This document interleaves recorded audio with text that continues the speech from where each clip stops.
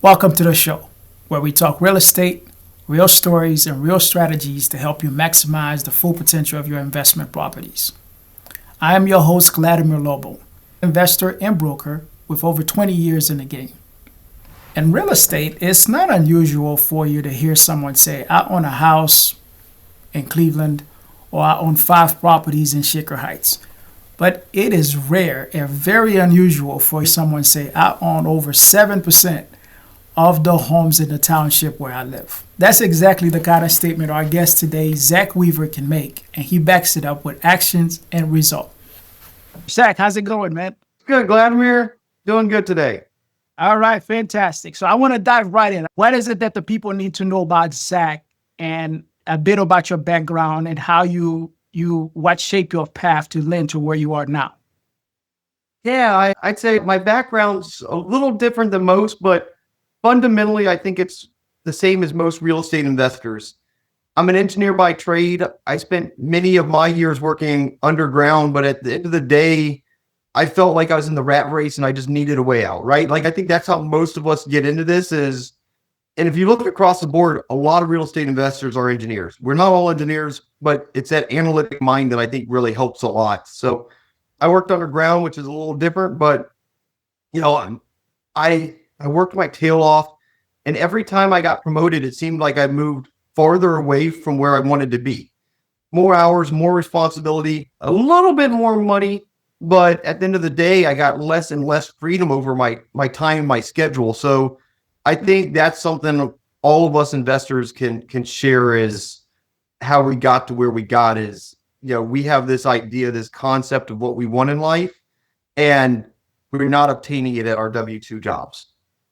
Yeah, that is indeed the case. And for the number of investors that I talk to on a day-to-day basis, everyone is trying to generate some additional income outside of work. That is the main motivation.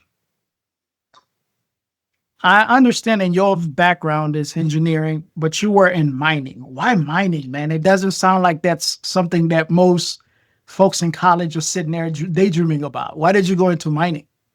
I loved mining. So I was a terrible engineer. I was lucky to graduate. And mining, quite honestly, it was all about working with your hands. It was very much hands-on and not nearly as much on the book smart side of things. So I was able to be successful in mining. It was fun. It's something different every single day, but I spent the minority of my time in front of a computer. In mining, I was probably 20% of my time was spent in an office with a computer.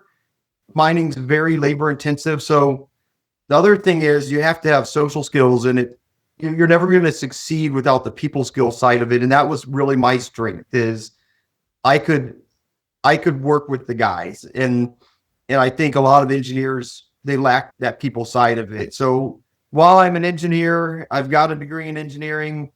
I was pretty far from the engineer we call them like the booger pickers that just sat in the back of the office, just coming up with spreadsheets and spreadsheets. I was an engineer that had to be able to interface with that really smart technical guy, but also had to interface with the guy in the field. So mining was a way I could succeed in a field where I was probably one of the weaker people in that field because I had other strengths that worked out well in mining. So yes, that's what got me into mining. I went to college, obviously, that offered mining. So, at Virginia Tech, we had 12 different types of engineering. Mining was just one of them.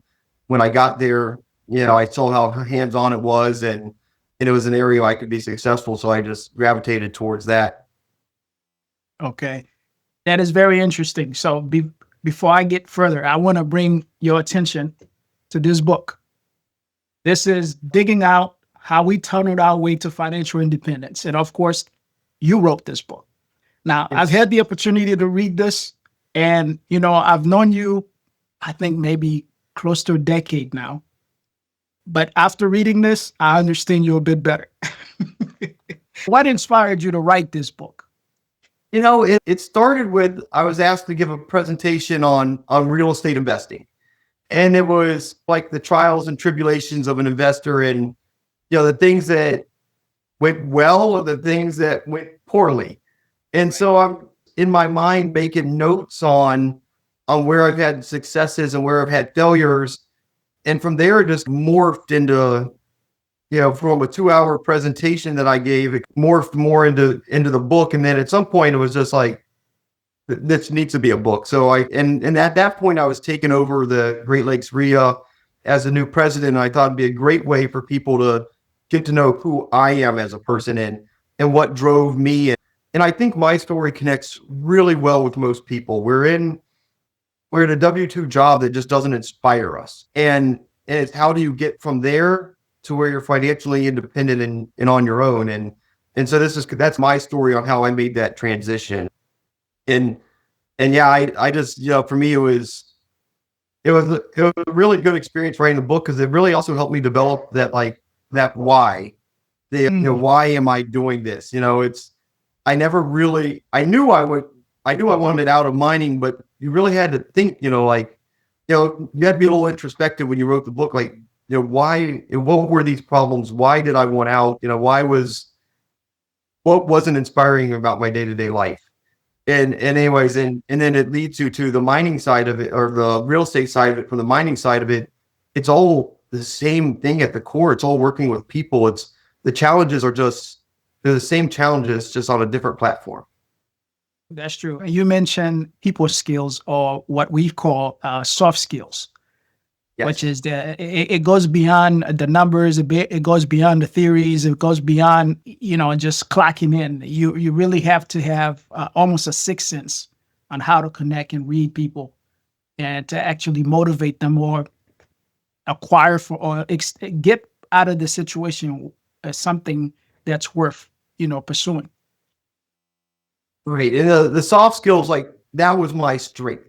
That was my strength in mining. Again, I spent my entire career in operations. So I was always, I was given the plans by the engineers, and I had to make the guys do the plans. And you don't think about it, but it's exact same in real estate investing. You have to have the people skills to get the guy that doesn't want to pay rent to pay the rent. And, you have to set the expectations, right?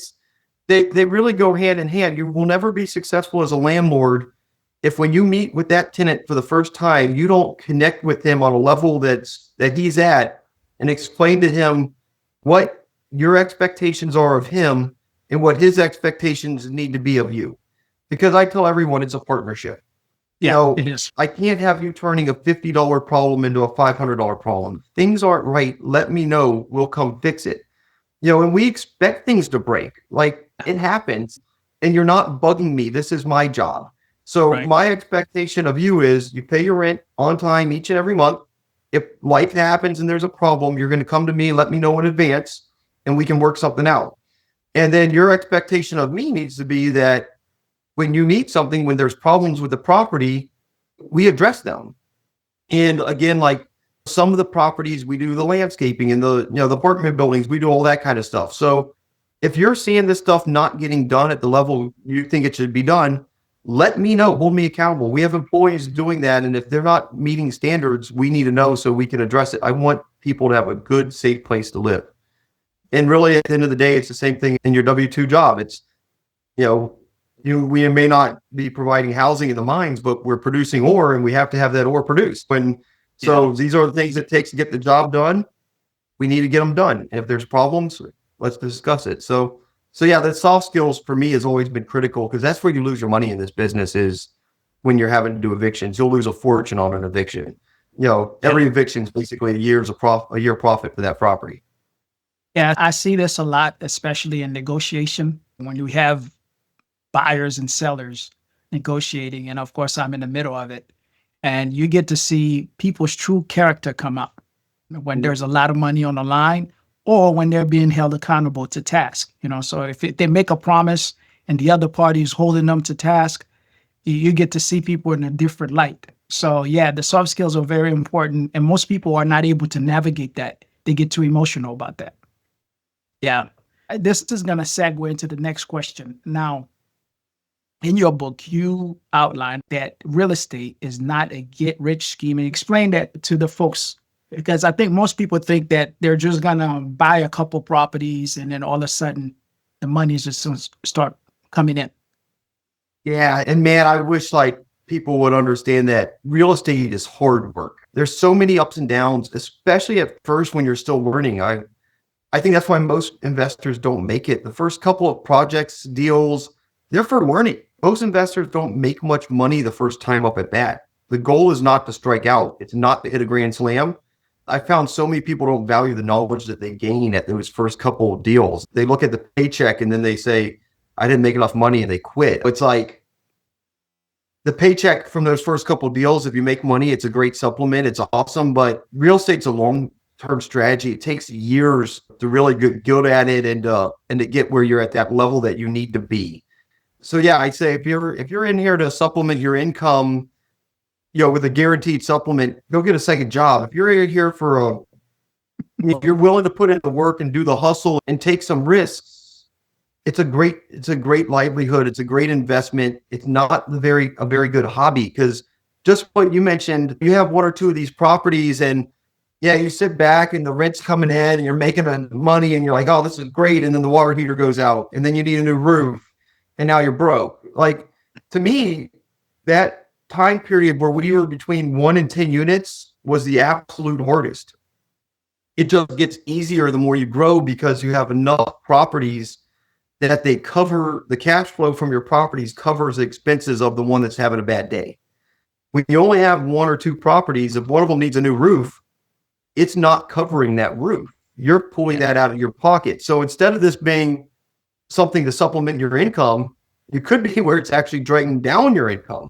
So once you get enough properties, all of a sudden now you're into where it's a real business, and it's a really great business. But it's a lot of hard work. And I think that's the part that I try to get across to people is it's not a get rich quick scheme. It's a long slog, and you got to grind it out, especially at first, because there's no book that you're going to read that's going to answer every question. There's no 4-year degree you're going to go get for real estate investing. You're going to learn things the hard way. Go to networking groups, go to Great Lakes REIA, go to those kind of things, and you'll get a step ahead, but you're still going to experience those learning curves.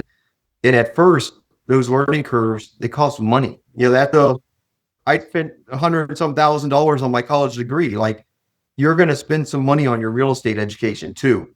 And it's usually going to be through mistakes, not through tuition. Your mistakes. I'm in the hundreds of thousands in my real estate experience or knowledge or education. Yep. So, and I find it funny because folks think that if they can put 20% down on one property, that is enough of an investment. I think they forget this is investing. I mean, you got to put something in first in order to get something out. And it's not just on the basis of to acquire the property. I don't even think you have even scratched the surface by the acquisition of the property. No, that's for me part.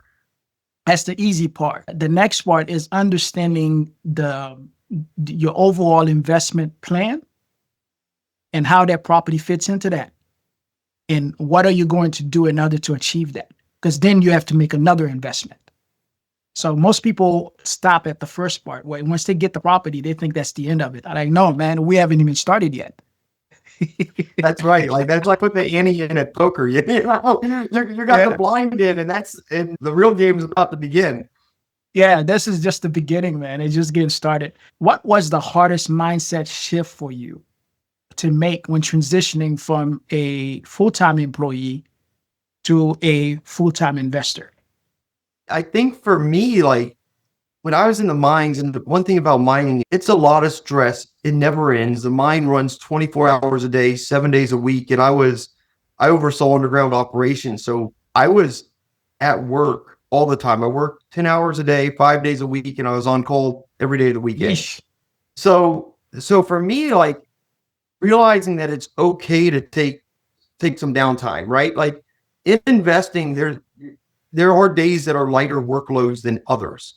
So, when you have that downtime, take it, because you're about to be slammed again, so you need to take the rest when you can. But to me, it's just that transition of, I feel like if I'm not working, I'm not making money. Like, I need to be working, and sometimes I can actually just sit down and relax. But so for me, like, coming from the environment that I was in, where it was constant stress all the time, that mentally was hard for me. But I think a lot of investors, the opposite of that is true. They see that downtime and they just do nothing and they only work when they have to. And it's like, there's something in the middle here. My constant complaint against realtors is, you know, they're never doing anything, right? Like you still got to be active and not all work is the same. So in the mine, like you're underground, you're drilling holes, you're putting explosives in, you're blowing stuff up. Like you can see your work very visually. Like you know what you did today. Yeah. In investing, you don't know what you did today. If you know what you did, but you don't know what's going to pay off. It's going to meetings and networking. Like people don't think of that as work, but it's a huge part of our success. It's having this network of people like you that I've known for 10 plus years that I can call upon. And so people look at me and, you know, when I first left the W-2 and started, you know, was a full-time investor, people just thought I was retired and didn't do anything all day. You know, and they're like constantly asking like my wife to watch her kids or stuff like that. It's not, we're working, you know, busy. Like, yeah, we're very busy. And people don't always look at what we do as work, but it is work and people need to look at it as work. So even if you're just starting off as an investor full time, understand that those networking events, that's work and you need to be there.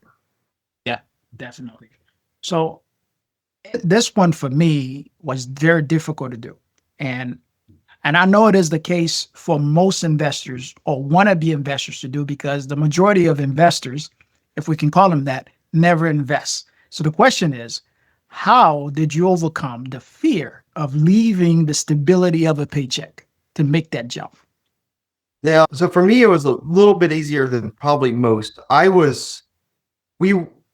out of the mine so bad. And it wasn't that I didn't like mining. It was the facility that I was at was very old. We were not profitable. We had a lot of issues due to the age of the facility and the lack of profitability. So our equipment was all used. Our primary equipment was bought used in 1976. Like it was, you know, a very high stress environment. I needed out. I came home one day and my wife was taking the kids somewhere and she went with the two older kids and left me with our youngest. And at the time he was 3. And I remember like looking at her, I'm like, why would you do this to me? You know, why would you leave me with him? And she was just like, looked at me and was just like stunned. She's like, Zach, he's the easiest one, you know, like you got to be able to manage this. And like, it really hit me like a ton of bricks that I didn't know my own kid. You know, he's 3 years old as me. He's just the little guy who runs around breaking everything. Like I didn't really know him.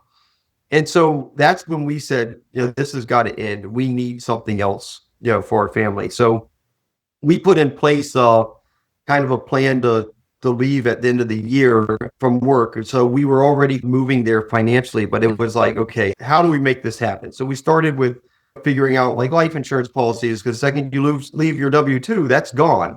You know, your medical, figuring out all these kind of things. And it was really surprising to me. Life insurance and medical were both cheaper outside of my work than they were with my work.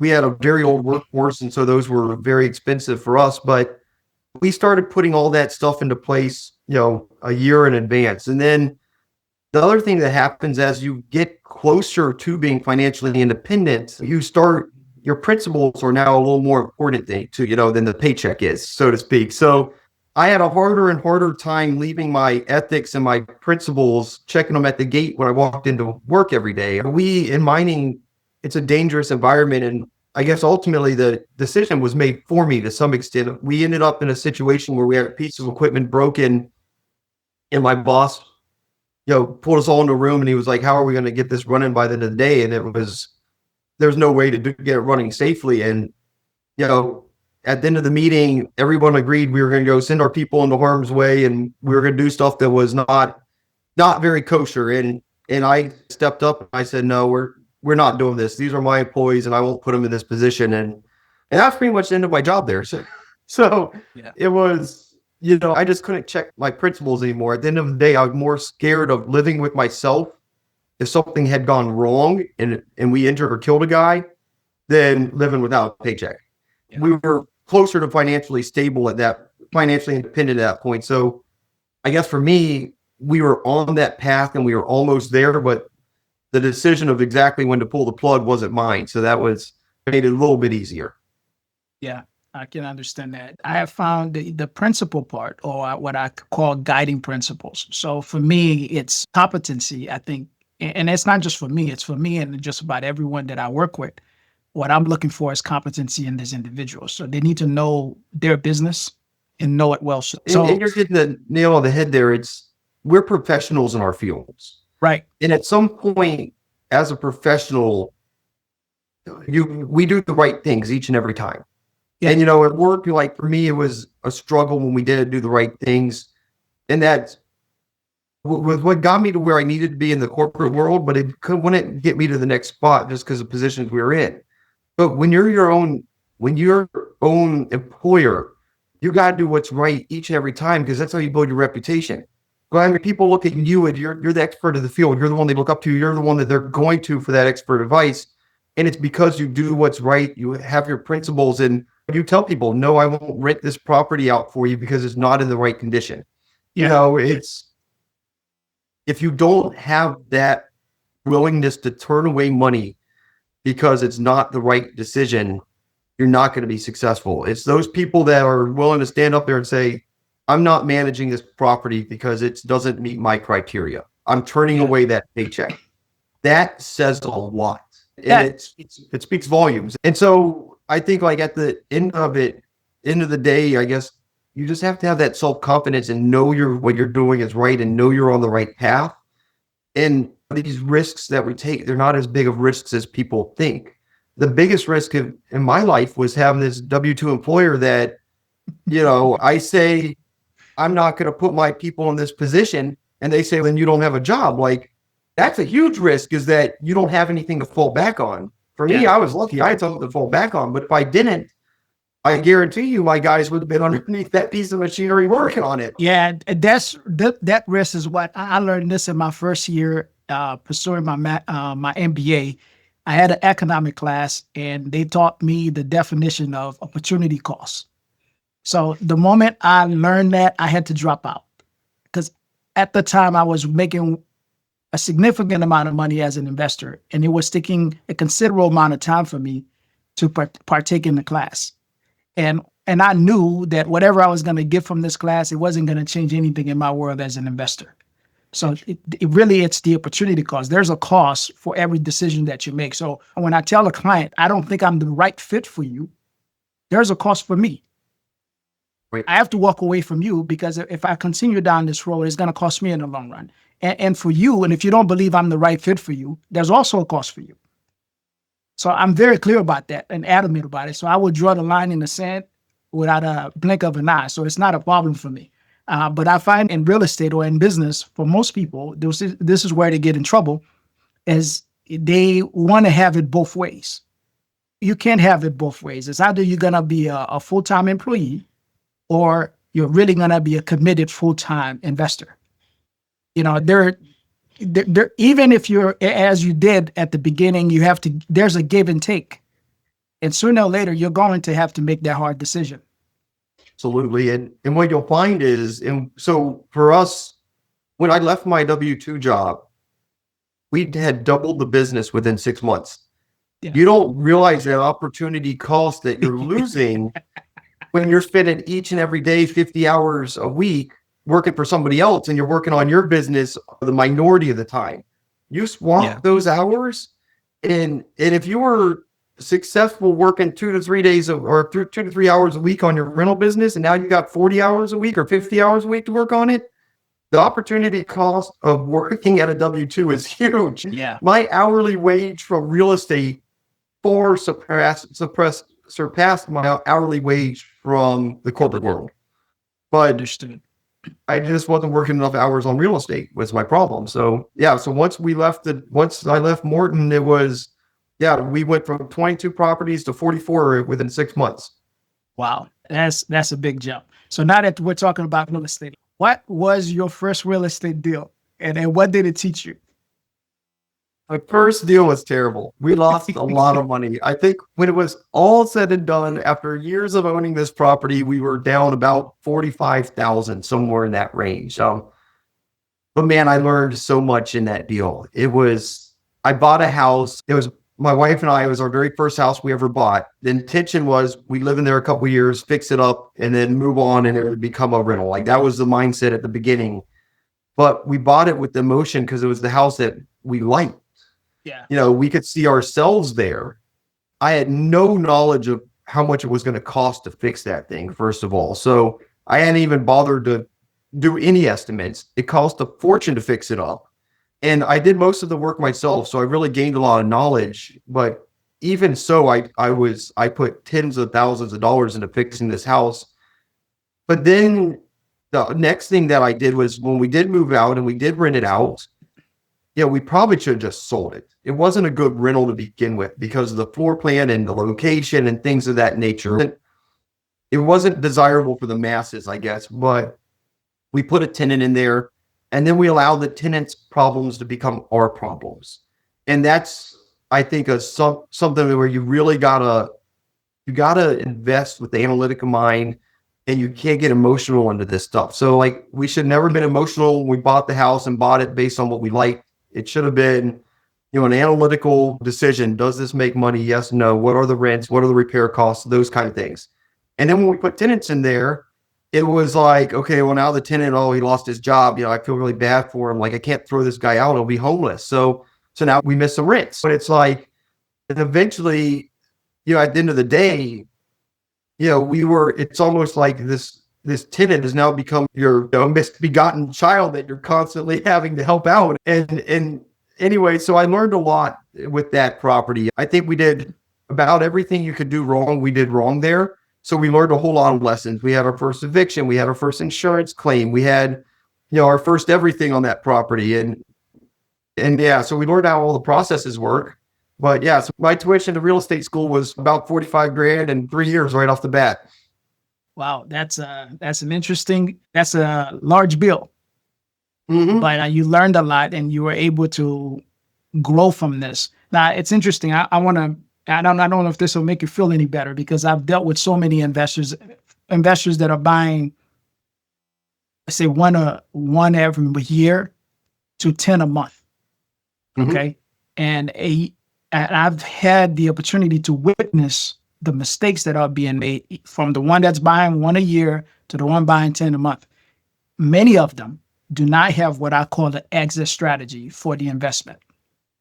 And my approach for investing is like a Malcolm X mindset. I do not enter any room unless I know how I'm going to get out. So I need to see the exit. If I don't see the exit, and sometimes I may have more than one exit, but it's stressful for me to see it. But you'll have investors buy a property and I'll say, okay, so what's the plan? Oh, I don't know. I'm going to do this. Or maybe I'll do that. Whoa. What do you mean maybe? Why'd you buy this, man? It's either you're going to have a rental, you know this off the rip, and you know what type of rental it's going to be, because in the absence of that information, you don't know how to improve the property properly. So if you're going to do short-term rental, for example, it's going to be far different if your approach is to do rentals for students. You have to make adjustment to that investment, or optimize it is what I like to call it, depending on what your exit strategy is, what your goal is. So you have investors that are buying properties. I don't know if I'm going to sell it. I don't know if I'm going to keep it. No, bad move. Now, the other thing that you mentioned is the estimate. Now, I think that's probably, there are a lot of difficult things in investing. Coming up with the estimate for repairs or improvement is among one of the most challenging. I can tell you, to replace a roof, it costs this much. How do I know? Because I've replaced so many of them. I probably replaced one last month. So I'm speaking from experience. But if you're brand spanking new and you don't have any background in construction, how do you estimate these numbers? That's exactly it. And that was in 2008. So internet was there, but it wasn't what it is now. You didn't have AI, you didn't have all this stuff. And now you can just get online and you can buy programs that give you estimates and stuff like that. And they're really good. Like, they'll give you an estimate for your market. You put in, you're in Cleveland, you put in New York. But yeah, so there's options out there, but I had no knowledge of any of this. And I just went in blind, and I was exactly like you. I had no exit strategy. So we were going to convert this to a rental. Well, that's great. So we did convert it to a rental. It turns out it's a terrible rental. The floor plan is horrible for a rental. Like, nothing works. Now we're going to sell it. Guess what? Nobody wants it either. Like, it's a unique property that's hard to sell, right? So when you have these properties that are unique, like maybe it worked for us and my family at the time, you're not getting premium pricing for it. That's for darn sure. And then we probably put in all the things wrong because we put in things that were great for us when we lived there. And when we remodeled it, we remodeled it for us as homeowners, but we didn't put in the things that we should have done for tenants. So then, some of the stuff we put in wasn't as durable. Things get torn up. And now I finally got the tenants out and I'm having to, remodel the house that I just remodeled because it's, a lot of the stuff is messed up. So yeah, we made all those mistakes on that one property, but that's what I think led to properties 3, 4, 5 being a little more successful. Yeah. So it's funny you mentioned how you improve a property for yourself, or maybe the function of the property is what we call functional obsolescence. So case in point, I just had an investor reached out to us. He was working with what you so-called investor-friendly realtor. I know you're always punching at realtors. However, my beef isn't with realtors per se. It is with the folks that label themselves. We call them investor-friendly realtors. Mhm. And to me, that is such a ploy. I mean, it's a great marketing ploy because if you're an investor, you're like, hey, they're friendly, therefore I should go that way. But is it what you need? What does it mean to be friendly? I mean, they're going to take you to Starbucks. They're going to smile when they open the door. Is that what you need as an investor? As an investor, what you need is, in my belief, you need an investor. Hopefully an investor that is also a licensed agent. Now, if you can get an investor that can work with you, that's great. But if you can get an investor that's also a licensed agent, which is what I call an investor agent, you're struck gold. You're golden. So let me talk to you about functional obsolescence. This fella, he bought a duplex with this investor-friendly realtor, first floor, second floor, identical floor plan. As you enter the duplex from the side door, or the back, you come up the stairs. The first landing, there's a door that leads into the kitchen. There's a door that leads into the first unit bathroom, and then you go up the stairs. So in essence, the bathroom for the unit is immediately accessible to the stairway that the other occupants are going to pass by every time on their way up and down. That is what we call functional obsolescence.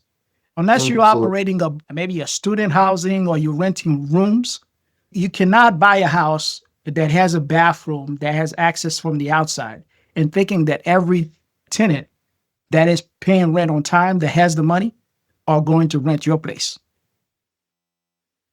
That's exactly it. And so you look at these properties that don't rent quickly and don't rent and they're functionally obsolete. I can't tell you how many calls I get from investors that are bleeding out because they don't know their customer. They don't know the market that they're in. But man, this thing was a screaming deal. And it's like that first house I bought. I got it for nothing. It was a screaming deal, but I couldn't sell it at the back end. I couldn't rent it out very well because it had these problems. And that's exactly it. We had a 1,800 square foot house and the only full bathroom was on the first floor. There were 3 bedrooms upstairs. The only full bathroom was off the kitchen. It was functionally obsolete. And while it might have had granite countertops and beautiful cabinetry and it was painted and all new windows and had all these features, it had some critical failures. And your stuff is not going to rent if it's not desirable. No one wants that floor plan, or if it does rent, you're going to rent it and you're going to get lower rents and your people won't stay. And I think that's one of the biggest successes for us is that I read somewhere the average lifespan of a tenant is 2.3 years that they stay in an apartment. For us, our average tenant is over 5 years. We provide good quality housing and they're desirable. People want to live there and they're not going to leave. But if you got a goofy floor plan, if you have to go outside to use the bathroom, we're not on the prairie anymore. This is crazy. It's insane. Yeah, because for this particular property, even though the bathroom, you can access it from the outside, you can also access it from one of the bedrooms. So it's a 2-bedroom.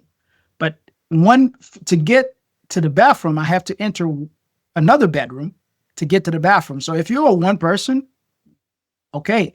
But if there are 2 people, that means I have to leave my bedroom, walk through your bedroom, or go outside to enter the bathroom.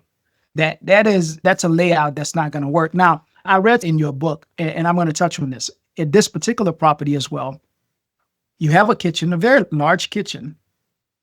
The whole kitchen countertop, which is about 8 to 10 feet span, has no electrical outlet, right? Then you walk around The next electrical outlet is for the fridge, and then the next one is for the stove. So if I have a blender, if I have a toaster, where do you plug it? We And investors don't think about this, because what you're going to get is careless tenant. If they're careless enough where they don't value the fact that they're going to have an extension cord running across the floor to the kitchen countertop, that's who's going to rent that place. And if they're of that mindset, guess what they're not going to do is what they're going to do as well. They're not going to pay you on time, if they pay you at all. That's right. And not to mention from the hazard that you just created in the property. Now you have a trip hazard. The tenants that will accept those lower level accommodations, they're the ones that are desperate for housing. They're the ones that can't get a nice house. And the tenants that can't get a nice house, they can't get one for a reason, because they're a less desirable tenant and they're almost exclusively non-profitable. If I look at our tenant base, the people that pay rent late are 90% of the people that leave a property owing money. The people who are eventually late on rent, they're not profitable tenants. And the tenants that can't pay, or the tenants that will accept inferior properties are inferior tenants. And in the Cleveland market, if you're renting to inferior tenants, you're going broke. You got to find the better tenants. And the better tenants, like I said, our average tenant's over 5 years. You get a good tenant and you provide them a good product and you treat them, they're not going anywhere. That's true. Most investors are complaining about the tenant, the character of the tenant. And I have to explain something to them over and over again. It's like being the owner of a company. As the CEO, you set the tone. So if you're providing a crappy product, you should not be surprised that the people who take it on are crappy people. So is it that mean that generally tenants are crappy people? No, you have a crappy house that attracts crappy tenants. Yeah, crappy tenants will show up no matter what the house is. But guess who else is going to show up? The quality tenant is going to show up. If your house is quality, then you get a chance to communicate with them. You get a chance to actually do business with them, and you cut out all the crappy one, because the crappy one will show up. They want a nice house. They want granite countertop. They want stainless steel appliances. And they'll love it. Like so that's another problem is people, they over renovate the crappy house. Like we have entry level housing that we provide. That's primarily what we provide is waiters, waitresses, entry level stuff. They would love granite countertops. They would love all that kind of stuff, but you can't afford to put that in when you're getting lower rents. Right. Entry level rents don't pay for those kind of features and commodities. But in your tenant, again, like you said, the tenant that's on the lower level, there's a place for them. Yeah. But it's not in a premium fixed up place. Like there are people that are going to that are going to rent in that duplex. And if that's who you're going for, that's great. But if you're not going for that person, you're in trouble. Yeah. That's true. I guess at the end of the day, what we were saying is, if you're providing that product that's not desirable, expect the tenant that's not desirable. And if that's your business model is to rent to non-desirable tenants, that is a business model. Yeah. But if that's not your business model, you're in trouble, because those tenants will bankrupt you fast. Yeah. So I want to bring you back to something. How did your rental goals or retirement goals impact your family budget? We've always had the goal of, I guess, I wanted the financial independence. I want to be there for my kids. I want to, be at their things. My wife, her parents, she came from a broken home. Her parents weren't there when they were growing up. And that's something that we would like, is we be there for our kids. But we haven't, our rental goals, our income, it hasn't really impacted us that much. We both grew up dirt poor. We've never had an extravagant lifestyle. And I think lifestyle creep is killer to the investor. As we start making more money in this real estate journey, people start buying nicer cars. They start getting nicer things. They go out to eat more often. And next thing you know, while your income is going up, your expenses are right there with them. And you're not really getting to where you want to be. My wife and I, we still spend money the same way we did when we made $50,000 a year. Our lifestyle creep hasn't really occurred. I live in the same house that we bought for under $200,000 15 years ago. My wife drives a 9-year-old minivan. And so I like to say, like, I don't think the money has affected our lifestyle a whole lot, with one notable exception, and that's our kids. We burn a lot of money on those little guys. Yeah, Yeah, understood. over 50% of our income is going towards our kids, their education, their sports, just things of that nature. And I think, to me, like, the education's a huge one. I went to public schools, and I don't have that great of an education, and I've always regretted where I was in that regard. So I want to make sure my kids have something better. But yeah, for us, like, we're at the point now where there's much more money coming in than we need. But yet Right. our lifestyle hasn't changed a lot. Yeah. We also assist investors with property management.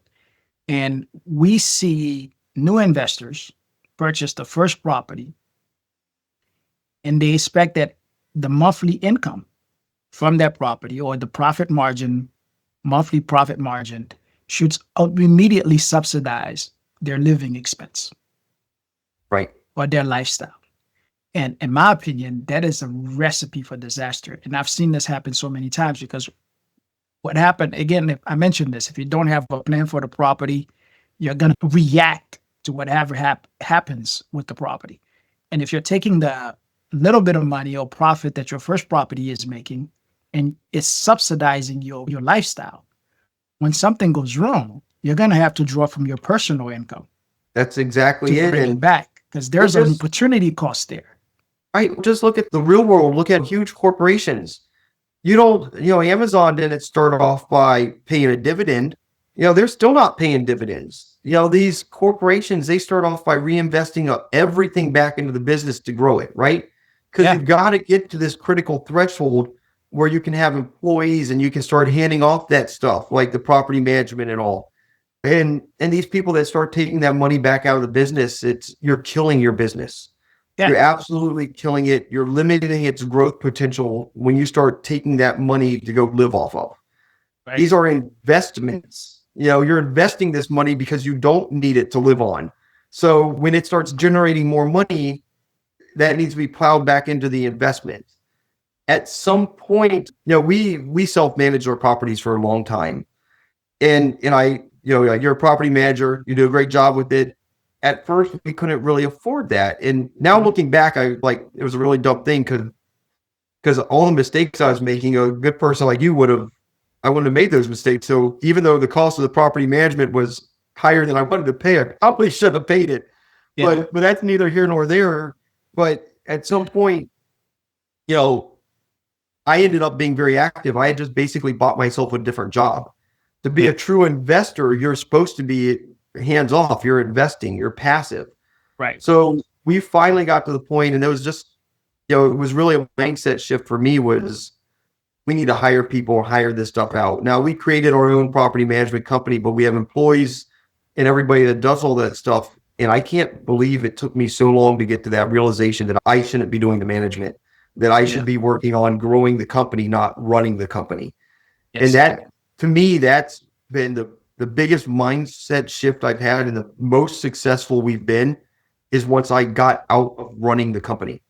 When I fired myself from being the one doing everything to being the one carrying out the vision, I got so much time back.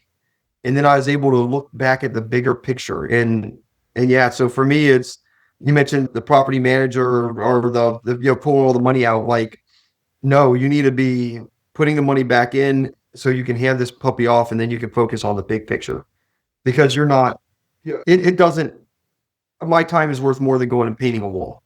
That's not benefiting me in the least at this point in my life. And just answering tenant messages. Like, again, we have computer systems now where they can put in work orders, and then that goes straight to the maintenance guy, and I don't even have to be involved.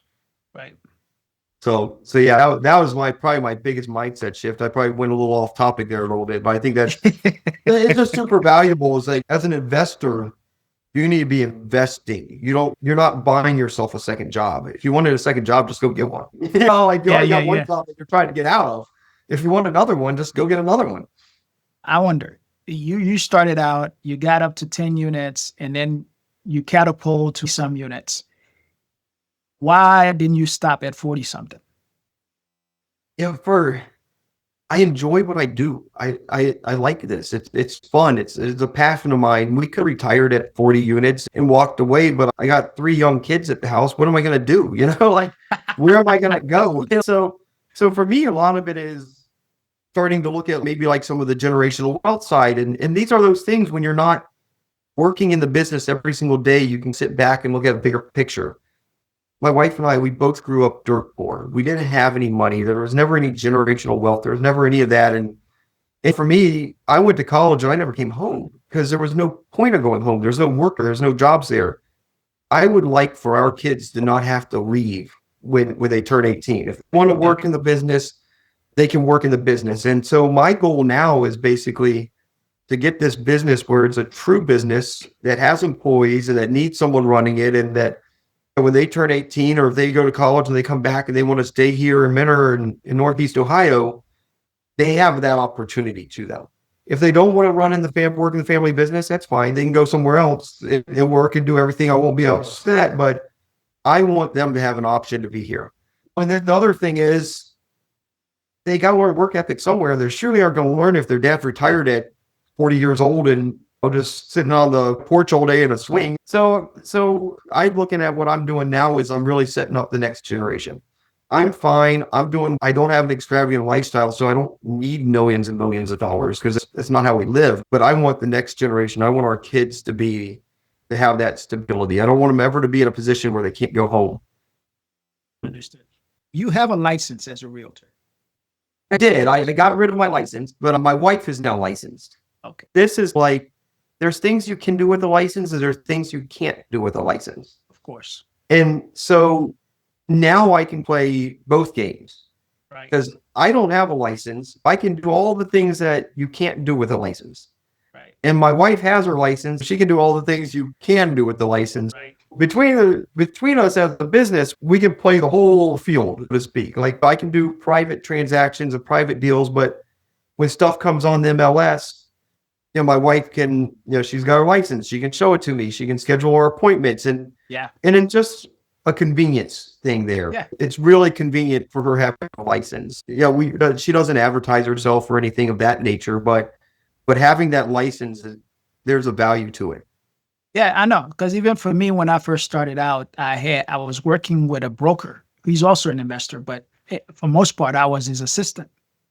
So as his assistant, I was able to schedule showings, go check out the property very quickly. It changed my life. Now, the reason I'm bringing up the realtor part, I know you have a sore spot for realtors. And if I'm quoting you in your book, you said they are largely untrained and don't know anything about real estate. Now, tell us more about that. What do you hold their view? Because as a prior licensee, and your wife is a licensee, and you're also an investor, what is the rub? What is really that's triggering this response? And I say it a lot in jest. There are some great realtors out there, but fundamentally at the end of the day, the most successful realtors, it's about marketing and self-promotion. It's not about knowledge of real estate. Mm-hmm. I've been investing for 17 years, full-time for nearing 10 years. And I can count on one hand the number of realtors that I've met that I would trust to find me an investment-grade real estate. And that when they tell me it's going to be profitable, it's going to be profitable. I don't need to run the numbers. There's very few realtors that have the knowledge of investing. And so I guess when I bash realtors a lot, it's because you mentioned investor-friendly realtors. No, you want an investor that's also an agent. You want a guy who knows what they're doing in that. Because to get your real estate license, you need to know how many acres are in a hectare. You don't have to be able to know the title transfer process, which is just crazy. You don't have to have knowledge of construction. So when I see like someone that says they're a realtor, that doesn't mean a lot to me because it doesn't help what I do.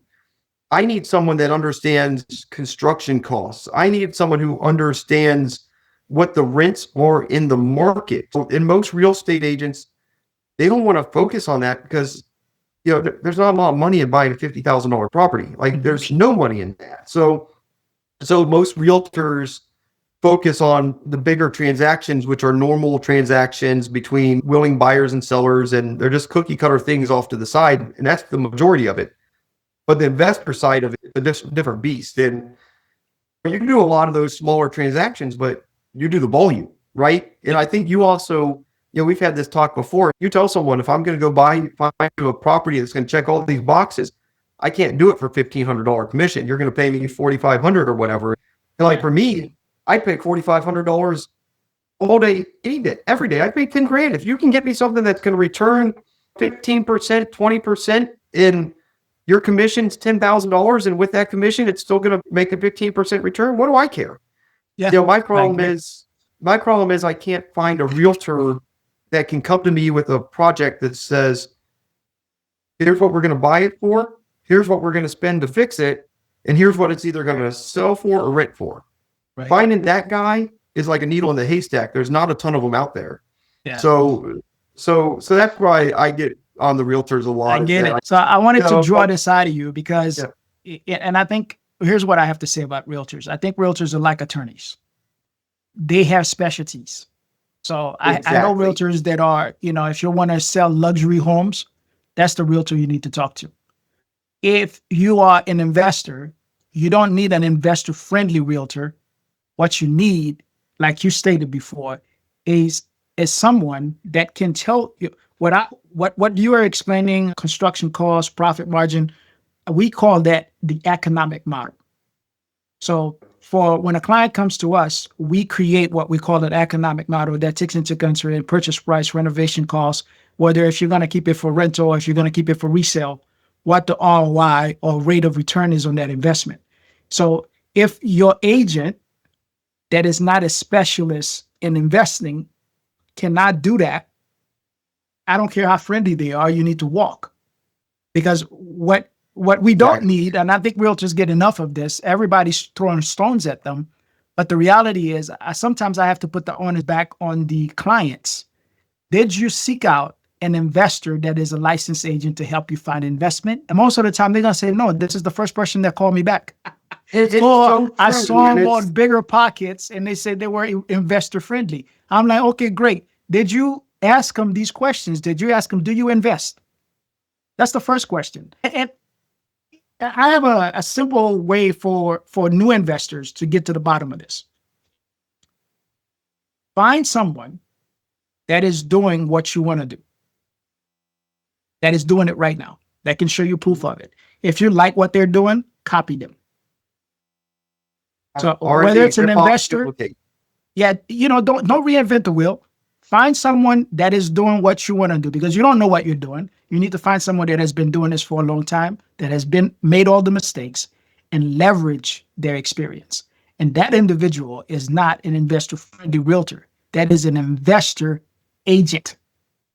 Yes. Or you can get an investor to coach you. That can also be another option. And when we start getting in the space of coaching, real estate is real estate. However, real estate is local. So if you're an investor in New York and you're coaching a guy that wants to invest in Cleveland, that's a different animal. So you need to find someone in Cleveland, or it can be an investor in New York that has invested in Cleveland, that is investing in Cleveland. You can follow that person. But for you to say, hey, I have a coach, but my coach invests in North Bergen, New Jersey, and he's been doing it for 20 years, and he's going to coach me on how to invest in the city of Cleveland. My friend, you are ass backwards. This is not going to end well. It will not. And you really hit the nail on the head there. The onus is, it's not on the realtor that's you go to the realtor and you ask, I'm an investor, I want to invest in property, and they're going to go find you investment property and they don't know anything about it. It's not necessarily the realtor's fault. Like, it's hard for people to turn down money. We talked about that at the beginning. Like, you're not going to turn down a client, especially, a lot of realtors, they're not making a ton of money. They're not turning down the money. At some point, it's on us. We're the business owner. If I need a truck, I'm not going to go to, buy a Fiat. It's like, you've got to be in the right place. And if you want a truck, go to the truck store. If you want an investor agent, go find an investor agent, but don't call up the first one that returns your phone call and think they're going to get you where you need to go. That's us being lazy as investors. And fundamentally, I think that's where most investors struggle. And if I look at the ones that don't succeed, it's because they take the shortcuts. They do what's Yeah. easier. Now, And I have to say this. I keep mentioning investor agent. There are very few. Let's be clear about this. And I know Gary Polini. Of course, he used to be the previous president for the Great Lakes REIA. I know him as well. He and I went to real estate school together, and we were both at Keller Williams. And I remember one time he was presenting, and he asked a group of about 100, maybe 105 realtors in the room, how many of you invest in real estate? About 9 people raised their hands, including myself and Gary, and another 5 more people that raised their hand were all members of Great Lake REIA. So that means that outside of Great Lakes REIA, in that room of 100, 105 people, there were 2 investors. They are hard to find to a certain degree, but I think if you are serious about business and you're serious about your success, you cannot afford to not have one on your team. absolutely, you will not make it without the right people on your team. You surround yourself with the right people, life gets a lot easier. Yeah, understood. I read in your book about how you leverage your 401k to buy real estate. Tell us about that. Yeah, we've done that multiple times. I know most financial advisors do not recommend that you take loans out of your 401k. I can't tell you how many times I did it. Getting started off, like you're coming out of college, you don't have a ton of cash, like it's a source for a loan basically. And you know, I strongly believe that what we were doing was right. These business decisions made sense. Like these investments were good investments. And if I want to make it, it's a good investment. I loaned the money for myself. I paid myself back. I've been very successful with that, but I do understand where Uncle Sam and these financial advisors highly discourage that because a lot of investors don't make money and then now you've lost your retirement. So you are gambling with your retirement, but at the same time, like we have to have ownership of our retirement and of our own success. Stop putting it in other people's hands. Right. You know, the rise of these massive Wall Street investment banks started when everybody could just throw their money into 401ks and they didn't have to invest it on their own. It kills entrepreneurism because now all your investments are really just shifted to 401ks that you don't manage and you have no knowledge of. Whereas if you're loaning and borrowing your own money and putting your own money to work, again, it helps us grow our businesses, but it also, we become very aware of where the money is going and how it is working and the whole process is, right? We become more financially savvy. But yeah, I've borrowed from my 401k multiple times. I now have my money in a self-directed IRA, and I bought properties with that self-directed IRA. I've loaned money to other people through that self-directed IRA. I've seen a lot of success being able to use my retirement funds, in my investing business. I'm getting a higher return on my investments than the stock market's getting. So for me, it's a no-brainer. Other people, you have to understand the risks you take. And that's investing in a nutshell, is you're always taking risks. Then the more confident you are, and I shouldn't say confident, the more knowledgeable you are, the better off you're going to do, right? You go to enough meetings, you read enough books, you follow enough smart people, and you spend time with them and you see how they're doing things. Your risk level is getting lower and lower because your knowledge level is climbing. It's the people that just jump in and say, I'm going to go buy a house, and they go buy a house and they've never done anything. That's a lot of risk you just took. Yeah. But if you've mitigated that risk, why not loan from yourself? Yeah. I'm going to touch on 2 things. One, there is no such thing as a bad investment. It doesn't exist. What we have are bad investors. And I'm going to prove this to you because investors seek out distressed properties. Think about it. It's a distressed property. Why? The property, it doesn't have a brain. It doesn't do anything. Somebody owns it. So the distress is not really the property. It's the owner, whoever's controlling it. That's the distress aspect, the characteristic of the investment. When you change that owner and you are not a distressed owner, now you have an investment. But the property is the same. The location is the same. What changed? The owner changed. So there's no such thing as a bad investment. What we have are bad, uninformed investors. So that's the first one. The second one, The 401k, I believe, is the most underrated source of funding deals. My first year of investing, I bought 4 properties.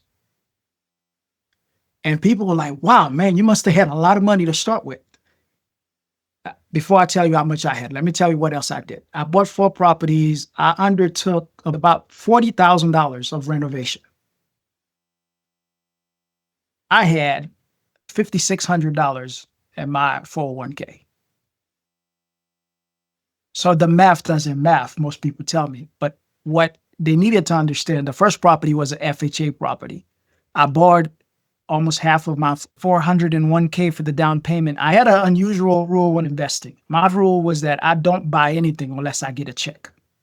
If I wasn't getting a check at the closing table, I wasn't buying.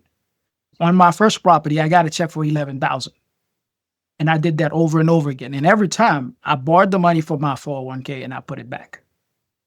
And the first year I acquired 4 properties. If you're responsible and you are serious, I think you need to bet on yourself. And there's no other way to bet on yourself than to tap into the money you already have. Absolutely. Especially when you're doing it, when you're starting off, you're still really young. If you do make a mistake, you got time to recover. Yeah. It's one thing if you're 75 and you're making your first loan out of your 401k, but I bet on myself through my 401k. I don't know, I've 8 or 9 properties we've acquired or sold through our 401k, and it's worked out well for us. And that's exactly it. Like each time you take the money out, you put the money back, you can go use it again. And I'm paying the interest to myself. One thing I will point out that is a real issue is going back to that job. If your money's still in the 401k and you're still working for your W-2 employer and you're loaning yourself the money and you're not doing it through like a self-directed IRA, if you leave that employment voluntarily or involuntarily, you got to pay that money back within 60 days. There's some risk there if you're not in a stable work environment or whatnot. And I actually quit a job and took another job while I had a loan out one time, and I had to pay that loan back in 60 days. But I took that into account when I left my job. Like, okay. Yeah, you planned accordingly. Yeah, I planned accordingly, and I had the loan out. And what I did was I negotiated a signing bonus with the new employer. And I just used that signing bonus to pay off the 401k loan. So I had the money back in 60 days. But yeah, you do have to have some knowledge of how things work. But fundamentally, it's a great opportunity. Yeah, it is. Zach, as the president of Great Lakes REIA, what trends are you seeing among new investors? A couple big trends. First of all, the podcast, people getting their networking online through social media, those kind of things. We're struggling more and more to get people to attend meetings because there's so much online content out there. On the Investor Association, we got to change the times a little bit. We talked about that before this meeting about social media, things of that nature that we haven't done well on. But on the investing side of it, I'm seeing more and more of the new investors moving into flips. When I got started in 2012, everything was buy and hold. The numbers work really, really well on rentals. Think about it. If you had a stock that returned 20% each and every year, would you ever sell it? The answer is no. When we bought houses in 2012, those things were returning 20%. So they were all buy and hold. But now a lot of them are, you're better off flipping them. So I'm seeing a lot more flipping going that direction than I am the buy and hold per se on our newer investors. The newer investors they're struggling to find the buy and hold deals. And if you look at it, they don't have the money they had at one point. A lot of these new investors, they can't afford to buy and hold it. They have to turn the money. I'm seeing a lot more of that. I'm also seeing a lot more partnerships out there where some of these older, mature investors they're done with the hard work. They're done with the going to the property and the sweat equity, and they're partnering with younger people that are, looking for that mentorship and looking for that guidance and that have that energy and ability to go, do the hard sweat equities. I'm seeing a lot more flips, and I'm seeing those flips via partnerships a lot more than I saw in the past. What is one piece of advice you always give to first-time landlords or investors? I guess the biggest thing I'd say is work hard. You've got to work hard. Work ethic is key to this, but also remember you're a fiduciary to your business. Invest with analytics, keep the emotions out of it. My biggest losses and my biggest mistakes have come from the emotional side of it. And then that's where hiring the right property manager is key. Or, when you're dealing with the tenants, you let your emotion get in there and you make some bad decisions. When you hand this off to a property manager, they're fiduciary. They're not doing anything with emotions. They're following things by the book. And if you can't do it by the book yourself, you need to hand it to someone who can. But you're a fiduciary for your business, and your business needs to be first. So I'm not ever telling you to treat people poorly or not treat people how you want to be treated. But I am saying that you have to do what's right, and it's what's right for the person that you're fiduciary for, you're responsible for, and that's yourself and your business. And you may not be the only owner. You might have partners, your spouse, your neighbor, your parents, or whoever it is. You're fiduciary to the business. So work hard. It doesn't come easy, but you'll avoid a lot of mistakes if you take emotions out of it and just look at it, by the numbers and just follow, do it by the book, and you'll have a lot more success doing it that way. People think that we manage tenants. They say, you guys do property management, you manage tenants. And I'm willing to tell you every day of the week and twice on Sundays, I do not manage tenants. I manage contracts. That's exactly it. We have an agreement with the resident in their property. They agreed to do this, and we have agreed to do that. And I am managing that contract. I used to tell my tenants, and then this may sound like blasphemy if you are religious, I used to tell them, you see this lease agreement? This is called the Bible between me and you. Everything I'm going to do is going to come from here. Sometimes I may forget, but rest assured, I'm going to come right back to this and follow through later. And if you're guessing or unsure as to what I'm going to do, go right back to the inter-lease agreement, because everything I do comes from here. So we don't manage people, we manage agreements. Is that property that you lost $45,000 the biggest mistake you've made as an investor? Or have you done others, and how did you recover from that? Financially, that's probably our biggest mistake. But I gained so much knowledge out of it. I try not to look at that as like a massive mistake. It was a massive learning opportunity. I learned so much. And what kind of really brought me back to, okay, if we're going to do this, we're going to do it right. And that's when I joined Great Lakes REIA. And that's when, really started to, we're going to follow the book. We're going to do things the right way, because just winging it ain't working.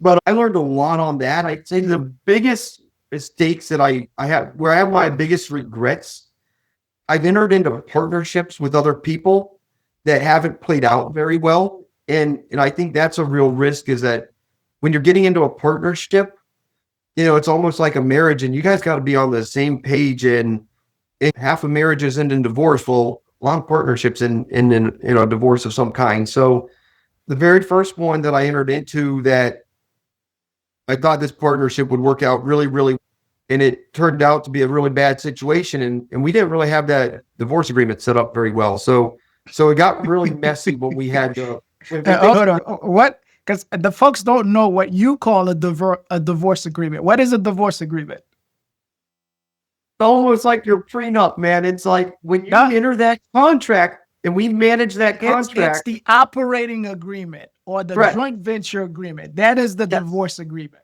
That's exactly it. When we entered that contract, we made this agreement, and we didn't put in how things would end.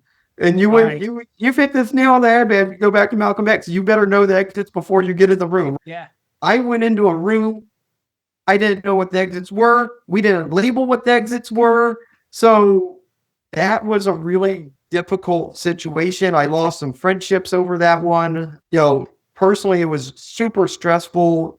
The financial loss was minimal, but it's the friendships, it's those kind of things. And it just, I'd say that's my biggest regret I have is entering into a partnership and not doing it the right way to protect each other and protect everything, and really setting those expectations crystal clear in writing about who's going to do what, who's responsible for what, and what are the consequences of failure to act, right? Because our partnership didn't fail because the business model wasn't right and we weren't making money on the business model side. Our partnership failed because of the roles and responsibilities. we ended up in a situation, or I ended up in a situation where I felt like I was doing all of the work and the partner was doing almost nothing. And when I tried to step back and set those expectations of this is my role, this is your role, what I kept finding was there was a failure for the role to be carried out. And then when it's okay, this isn't working, I need out, I didn't have a good way out. So again, I didn't lose a ton of money, but it was probably the worst experience I've had in real estate. The $45,000 loss, that's all on me. I screwed up every step of the way. There's no one else to blame. Yeah. You know, the partnership, I guess that's my frustration is I don't feel like it was my failure, but it was my failure because it was my failure to pick the right person. It was my failure to set up the documentation. So that's my biggest mistake, if you want to call it that, is not doing my homework on the front end. I knew better and I didn't do it. That first house, I didn't know better. I was just some fool going buying a house. When I did that partnership, I had 100 houses. I knew better and I still screwed up. Yeah, I have to say my sentiments are the same. I don't mind. I haven't lost much money in real estate from a standpoint of investing in residential property. I've lost some money in commercial properties that I was not the managing or leading the investment. Understood.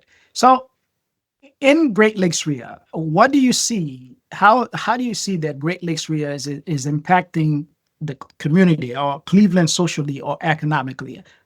How does that? What is the vision? What do you see? To me, Great Lakes REIA, it's been amazing for me as a business owner. You know, I started at Great Lakes REIA. I had 5 properties. We weren't doing very well. We had just lost that $45,000. And since then, I'm up to 150 properties. And it's from what I've learned there. It's the social side of it that I think, you know, we focus on education at our meetings. Our meetings are all about education and that side. But if you go to the meetings, get the education, but the real values in the social, the networking.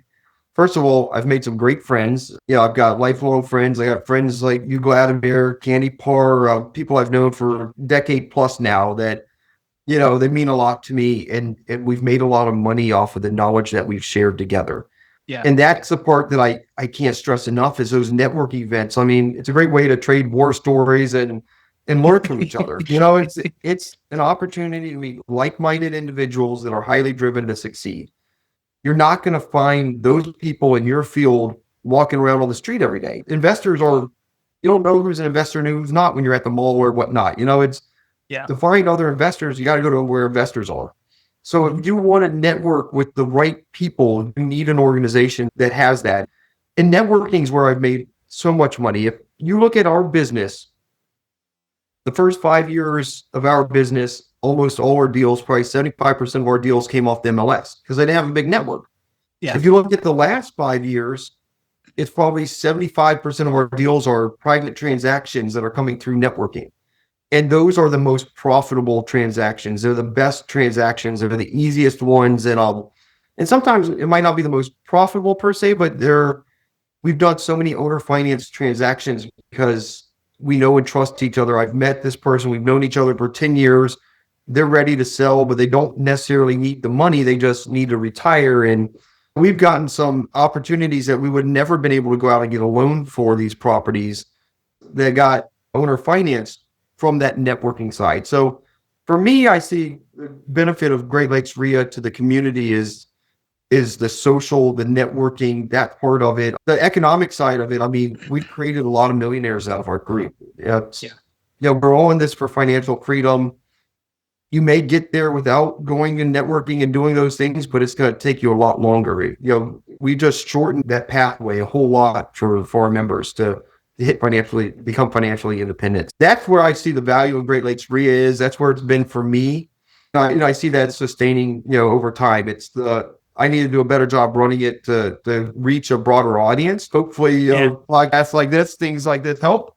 But as a whole, the value is in meeting like-minded people that are operating where you're operating and have that local knowledge, and they can put you in touch with the right contacts. There's so much. You don't know what you don't know. And I've had conversations with Candy Parr that probably made me $20,000 when she she just mentioned something and all of a sudden I gained this knowledge and it's like, I didn't know I could do that. And then, you go and you do it and it's just game changing. That's where the value is. It's the education, it's the networking. I'm going to touch on a couple of things. Off-market deals, seller financing deals. And what a lot of investors need to wrap their mind around is that those deals are very relationship-based. Yes. They're great deals, but what makes them so great is that there's a rapport that's already been built. Transacting a deal is not like I'm coming to you off the street. You're leveraging the relationship that has been nurtured for over a decade. And as for some of the newer investors, they read these books or they listen to some podcast, some guy telling them that you're going to get off-market deals, it's going to be great seller financing. The reality is people do business with people they know. And Mr. Stranger off the street, I don't know you, and I may not even like you.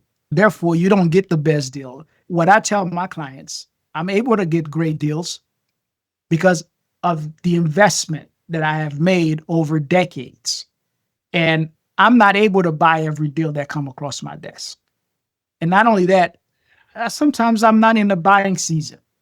If I'm not, and you are my client, I'm extending it to you. That's a good thing. Now, I don't want people contacting me like crazy, expecting me to bring them off market deals because there's another issue. When I bring them off market deals, if you are not a seasoned investor and understand the local market well enough, they often talk themselves out of the deal.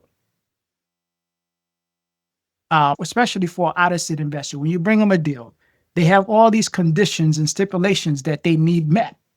When I buy, I'm unusual. I buy property sight unseen, literally sight unseen, because I've bought a plethora of properties at the sheriff's sale that I've never stepped foot into these properties. Do I recommend that for a newbie? No.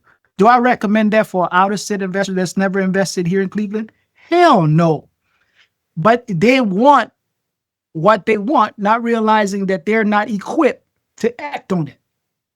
And neither should they. You should not, as a newbie, put offers on properties sight unseen without contingencies. I can, because I know the risk that I'm taking. I'm an informed individual, but you should not. So even when you bring them these off-market deals and they get, jealous, oh, you get great deals, you keep all the good deals to yourself. I have lost count how many times an investor's called me and said, get me a deal, and I bring it to them. They're like, oh, but it's exactly what you want. It's the city that you want. It's the grade that you want. It's the price that you want. It has the profit margin that you want. What else are we talking about? Pull the trigger.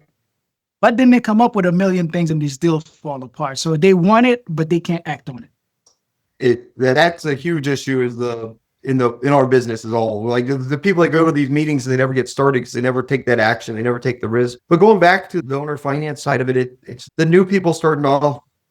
They don't realize how valuable that network is. And they don't realize that network takes years to build up. It's not, I go to 3 meetings and now I haven't got a deal, so I'm not going again. It's, you need to go to 3 years of a meeting.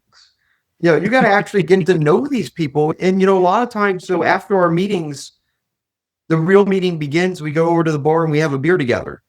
And that's where you really get to know these people. You know their families, their wives, their kids. You know who they are. They know who you are. And then that's when the deals come out. So it's work, especially like for people like me. I'm an engineer. I'm an introvert. It's not natural for me to just jump out and have these conversations and meet new people. Like that doesn't come easy for me. But that's where the value is. There's so much value in the network side of things. Yeah, that's true. I'm going to touch on one more. To Great Lakes REIA, I've been able to meet some phenomenal people. I've had some headaches, and I'm sure you've had plenty as well. But I've met some phenomenal folks. I had a tax liability situation. I think it was like 70 grand. And I talked to my accountant, my CPA, and he was like, yeah, it's $70,000. And I'm like, damn, $70,000. That's a lot of money. And I remember John Heyer. I used to partake in the Great Lakes REIA, and I called him. I talked to him. Most folks complain about John because John is expensive. Just to talk to him, I think back then it was like you need to pay a $500 retainer before you even have a conversation with you. Man, I paid that $500. Actually, I paid more. I gave him whatever he wanted. I had a conversation with John. My 70,000 liability turned into, I think, 17. It may have taken him 5 hours, but I think I paid him $3,000. I'd have paid him 10. And I'm bringing this up not just to pump John, because I don't even think he takes private clients anymore. I met him so many times at Great Lakes REIA. I've heard him speak, and I know plenty of people he had helped. And I was fortunate to have been in that space at that time to know him and was able to reach out to him, and it had made a world of a difference for me. Yeah, that's another great opportunity with the REIA is you meet the right people. We have vendors there, we have contractors there, and you meet the right people to grow your businesses. And yeah, it's like those conversations. You get the right person, and he knows more about the business. He knows more about that niche, and he understands how the laws work, and saved you a fortune. And you don't care if it was $500 or $1,000. It's irrelevant at that stage. I was cutting my liability by more than half, man. I'm telling you. Yeah, I was ecstatic. The return on that investment is insane. And so the return on your membership costs, the return on these investments it's a drop in the bucket when you look at the big picture. Well, Zach, I want to thank you for sharing your insight, your incredible journey with us today. And it's been a pleasure. And I'm sure I'm going to run into you plenty more times, but I hope that our listeners got some meat out of this, some valuable insight that they can make some changes or that they can apply in their current investment journey. And I want to bring to their attention, Digging Out, How We Turned It Our Way to Financial Independence, written by Zach. I love this about you, Zach. You promote Great Lakes REIA, and at the beginning of every meeting, you have a disclosure that you spell out to the members. Would you like to share that with us? Yeah, I don't have it quite memorized, but basically, we're all here for education. We're here for networking. We're here to grow each other's businesses. If you're going to enter into a transaction with the public at large, you need to do your due diligence. Just because you've known a guy for 10 years doesn't mean you don't have to do your homework. It means you got more knowledge of success, or more, your risk factor is lower, but you need to do your own due diligence. So again, when you seek the advice of the appropriate counsel, that appropriate counsel is the key part there, a realtor, a broker, your lawyers. But that's my biggest thing is if you're going to these meetings, you're networking, you're meeting with people, you still have to do the due diligence. That's the disclaimer at the beginning of it. And another part is you're here to network, meet new people, gain that knowledge.